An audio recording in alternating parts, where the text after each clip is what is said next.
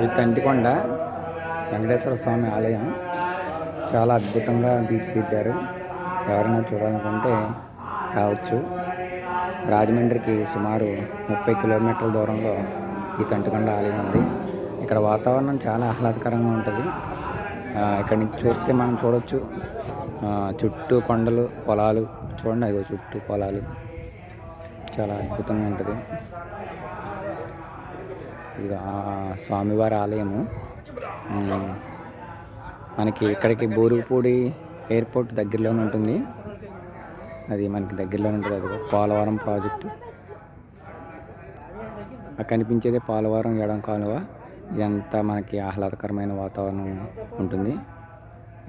ఇట్లా మనం ఇలా వెళ్తే గండిపోచమ్మ అమ్మవారు కూడా కలుస్తుంది.